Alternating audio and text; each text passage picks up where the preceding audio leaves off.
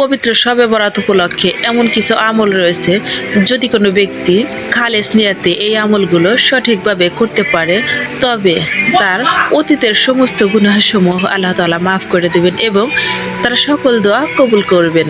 তাই ভিডিওটি সম্পূর্ণ দেখুন এবং এই আমলগুলো সম্পর্কে বিস্তারিতভাবে জানুন। আসসালামু আলাইকুম ওয়া রাহমাতুল্লাহ।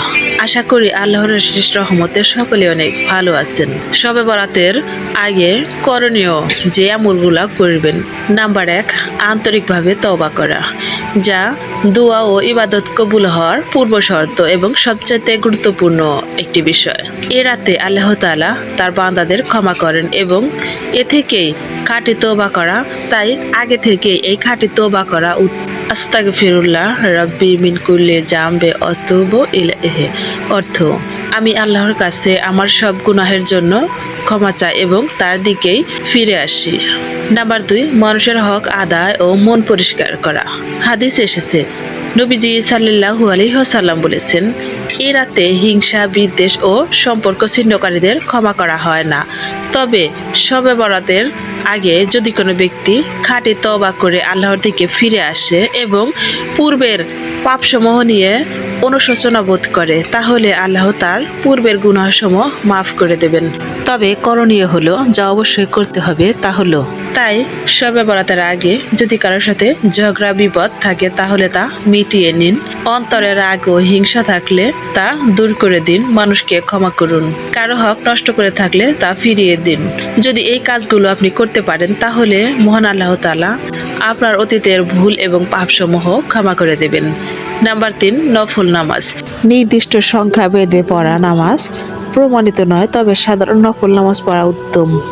যেমন 2 রাকাত করে আপনি যতটা পারেন, মাগফিরাতের নিয়াতে, হেদায়েতের নিয়াতে, রিজিক ও বিপদ থেকে রক্ষার নিয়াতে এই আমল আপনি যত খুশি করতে পারেন।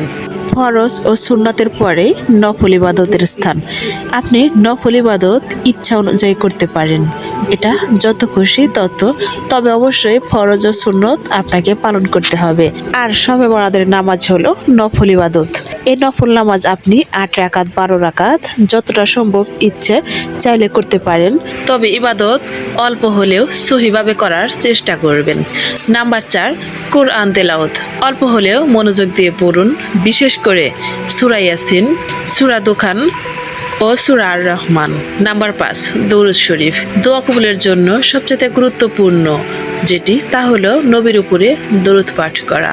সবচাইতে ছোট দরুদও পড়তে পারেন, যেমন আল্লাহুম্মা সাল্লি আলা মুহাম্মাদ ওয়ালা আলিহি মুহাম্মাদ। শুধু এই দরুদ শরীফটিও পড়তে পারেন। শবে বরাতের রাতে বিশেষ করে যে দোয়া পড়ে দোয়া করবেন, তা হলো, মনে রাখবেন আল্লাহ তাআলা সবচেয়ে বেশি দোয়া কবুল করেন অন্তরের আন্তরিকতা দেখে। কোনো বিশেষ আমলের গ্যারান্টি নয়, কিন্তু আশা ও আল্লাহর উপর ভরসা থাকলে এটাই হলো দোয়া কবুলের পূর্ব শর্ত। প্রিয় দর্শক, বিস্তারিত আরও জানতে পরবর্তী ভিডিওটি দেখার অনুরোধ রইল। ধন্যবাদ।